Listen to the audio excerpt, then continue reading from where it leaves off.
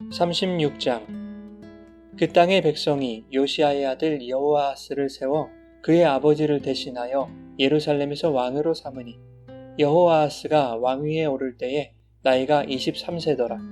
그가 예루살렘에서 다스린 지 석 달에 애굽 왕이 예루살렘에서 그의 왕위를 폐하고 또 그 나라에 은 100달란트와 금 1달란트를 벌금으로 내게 하며 애굽 왕 느고가 또 그의 형제 엘리야김을 세워 유다와 예루살렘 왕으로 삼고 그의 이름을 고쳐 여호야김이라 하고 그의 형제 여호아하스를 애굽으로 잡아갔더라. 여호야김이 왕위에 오를 때에 나이가 25세라. 예루살렘에서 11년 동안 다스리며 그의 하나님 여호와 보시기에 악을 행하였더라. 바벨론 왕 느부갓네살이 올라와서 그를 치고 그를 쇠사슬로 결박하여 바벨론으로 잡아가고 느부갓네살이 또 여호와의 전 기구들을 바벨론으로 가져다가 바벨론에 있는 자기 산당에 두었더라. 여호야김의 남은 사적과 그가 행한 모든 가증한 일들과 그에게 발견된 악행이 이스라엘과 유다 열왕기에 기록되니라. 그의 아들 여호야긴이 대신하여 왕이 되니라. 여호야긴이 왕위에 오를 때에 나이가 8세라. 예루살렘에서 석 달 열흘 동안 다스리며 여호와 보시기에 악을 행하였더라. 그 해에 느부갓네살 왕이 사람을 보내어 여호야긴을 바벨론으로 잡아가고 여호와의 전에 귀한 그릇들도 함께 가져가고 그의 숙부 시드기야를 세워 유다와 예루살렘 왕으로 삼았더라. 시드기야가 왕위에 오를 때에 나이가 21세라.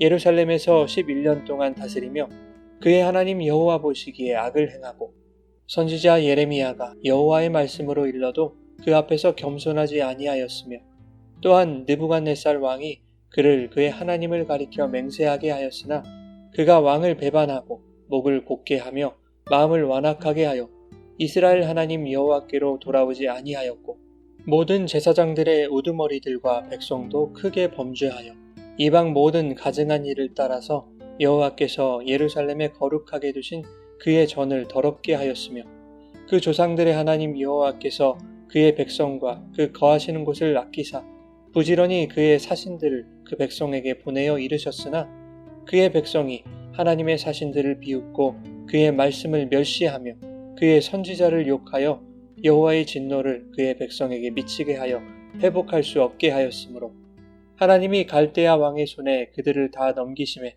그가 와서 그들의 성전에서 칼로 청년들을 죽이며 청년 남녀와 노인과 병약한 사람을 긍휼히 여기지 아니하였으며 또 하나님의 전에 대소 그릇들과 여호와의 전에 보물과 왕과 방백들의 보물을 다 바벨론으로 가져가고 또 하나님의 전을 불사르며 예루살렘 성벽을 헐며 그들의 모든 궁실을 불사르며 그들의 모든 귀한 그릇들을 부수고 칼에서 살아남은 자를 그가 바벨론으로 사로잡아가며 무리가 거기서 갈대아 왕과 그의 자손의 노예가 되어 바사국이 통치할 때까지 이르니라. 이에 토지가 황폐하여 땅이 안식년을 누림같이 안식하여 70년을 지냈으니 여호와께서 예레미야의 입으로 하신 말씀이 이루어졌더라. 바사의 고레스 왕 원년에 여호와께서 예레미야의 입으로 하신 말씀을 이루시려고 여호와께서 바사의 고레스 왕의 마음을 감동시키심에 그가 온 나라에 공포도 하고 조서도 내려 이르되 바사 왕 고레스가 이같이 말하노니 하늘의 신 여호와께서 세상 만국을 내게 주셨고 나에게 명령하여 유다 예루살렘에 성전을 건축하라 하셨나니 너희 중에 그의 백성 된 자는 다 올라갈지어다. 너희 하나님 여호와께서 함께 하시기를 원하노라 하였더라. 여러분 좋은 아침입니다. 오늘도 말씀의 은혜가 여러분의 삶에 풍성히 임하기를 소망합니다. 오늘은 유다 왕국의 멸망을 다루는 이야기입니다. 요시야 왕은 갈그미스로 북진하는 애굽을 막고자 했으나 무깃도에서 전사하고 말죠. 그때부터 유다는 애굽 왕 느고의 내정 간섭을 받게 됩니다. 보통 왕이 죽으면 장자가 왕위를 물려받습니다. 하지만 1절에 보면 그 땅의 백성은 차자인 여호아하스를 왕으로 세웠다고 말하고 있죠. 어떻게 된 일일까요? 바벨론과 애굽이라는 양강구도의 국제정세 속에서 유다의 정치 양상도 두 갈래로 나뉠 수밖에 없었습니다. 바벨론에 붙을 것인가, 애굽에 붙을 것인가 하는 것이었죠. 주로 예루살렘을 거점으로 하는 정치 세력들은 친애굽 성향이 강했습니다. 반대로 유다 지파의 지방 영주들은 친바벨론, 반애굽 성향을 띠고 있었죠. 이 지방 영주들이 요시야를 지지하는 세력이었습니다.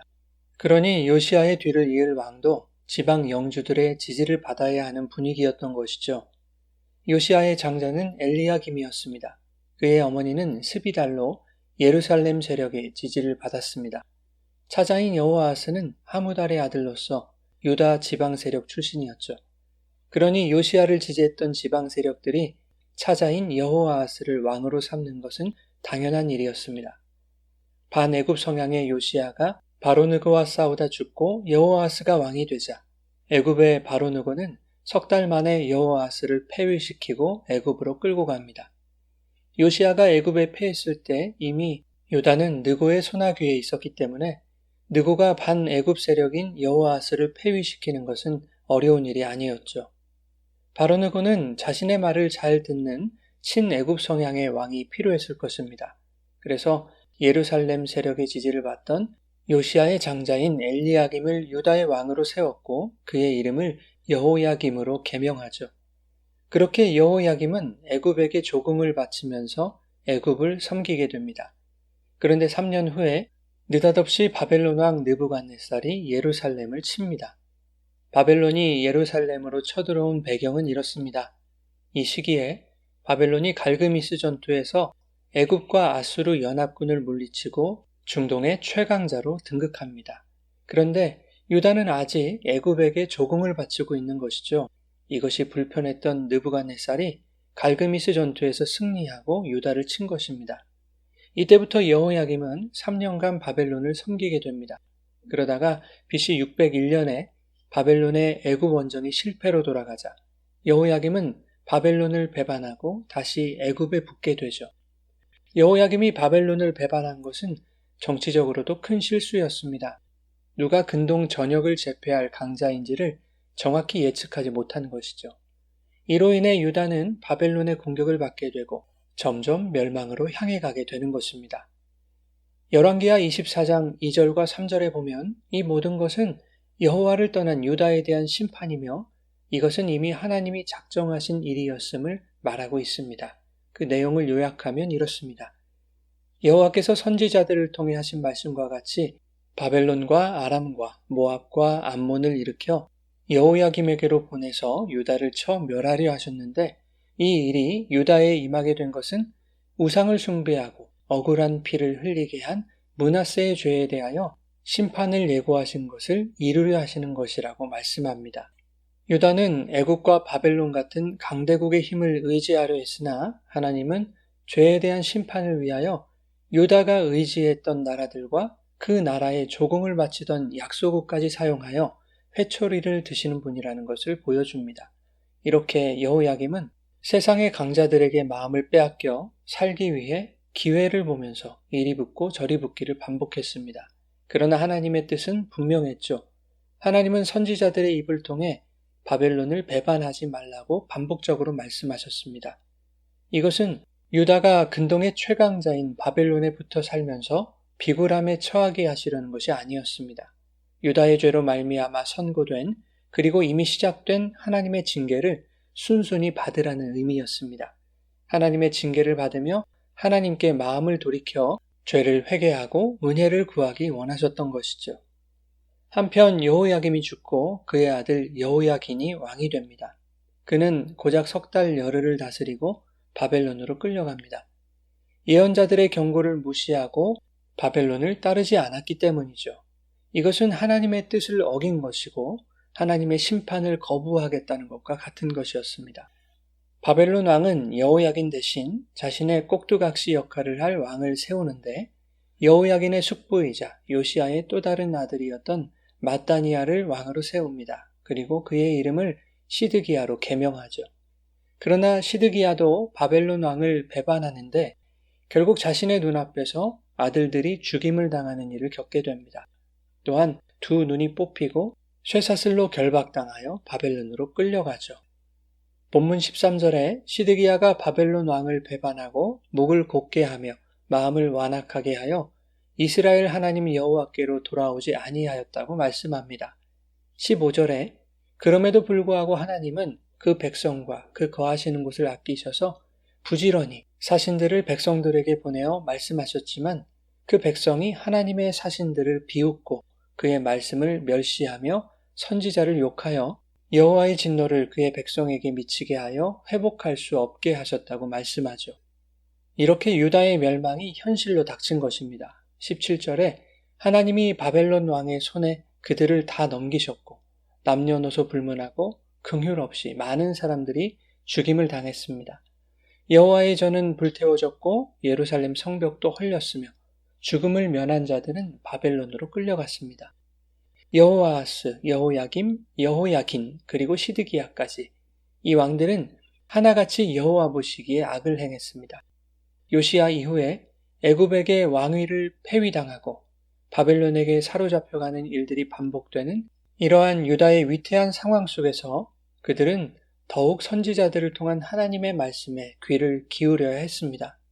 하지만 강대국들의 눈치를 보며 세상의 방법으로 해결하려다가 결국 그들은 심판의 직격탄을 맞게 된 것입니다. 그럼에도 불구하고 하나님은 당신의 은혜를 포기하지 않으시죠. 바사왕 고레스 원년에 고레스의 마음을 감동시키셔서 포로들을 예루살렘으로 돌려보내십니다. 이것은 불가사의한 일이 아닐 수 없습니다. 이방 나라의 왕이 유다 백성에게 너희 하나님 여호와께서 함께 하시기를 원한다 라고 축복하며 포로를 돌려보내는 일이 상식적으로 가능한 일이겠습니까? 그런데 열왕기하도 이와 비슷한 이야기로 마무리되고 있죠. 바벨론 왕 에윌모로닥 원년에 여호야긴을 석방하여 바벨론 제국의 다른 왕들보다도 높은 지위를 주고 죽을 때까지 양식과 쓸 것을 끊이지 않게 했다는 것입니다. 유다의 회복을 기대하게 하는 말씀인 것이죠. 사랑하는 여러분, 하나님은 유다의 죄에 대하여 진노하셨고 징계를 예고하신 대로 바벨론을 들어서 유다를 멸망시키셨습니다. 그러나 하나님은 진노 중이라도 긍휼을 잊지 않는 분이시죠. 인간이 기대할 수 없는 상황에서 상상할 수 없는 방법으로 놀랍게 일하시는 하나님의 그 은혜와 자비가 오늘 우리에게도 부어지고 있습니다. 때때로 하나님의 말씀에 반대하여 어리석게 판단하고 죄악의 길로 행하는 우리들이지만 그런 자들의 구원을 위하여 독생자를 십자가에 매다신 하나님의 크신 사랑은 영원 전부터 계획하신 일이며 하나님의 주권 안에서 당신의 백성들에게 부어지고 있음을 오늘 본문을 통해 깨닫게 되는 것입니다.